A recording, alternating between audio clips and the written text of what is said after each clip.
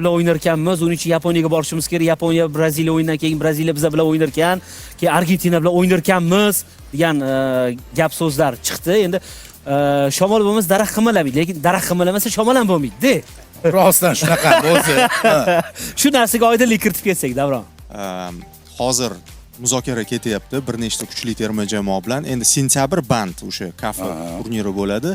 Oktyabrga o'sha xalqaro bo'limimiz bir nechta kuchli terma jamoaga so'rov yuborgan, shuningdek bizga ham so'rovlar kelgan. Argentina terma jamoasi ular orasida bor. O'sha asosiy terma jamoasi, ular ham FIFA kunidan foydalanib maksimal asosiy tarkibni yig'ishadi. Messi ham bo'ladi, o'sha boshqa yulduzlar ham bo'ladi. Agar hozir so'nggi kelishuvga erishilsa, bu taxminan keyingi hafta ro'y berishi kutilyapti. Argentina bilan o'ynashimiz mumkin, lekin o'sha xabarlarda biz mehmonda borib o'ynashimiz haqida gap chiqdi. Yo'q, Argentina o'sha payt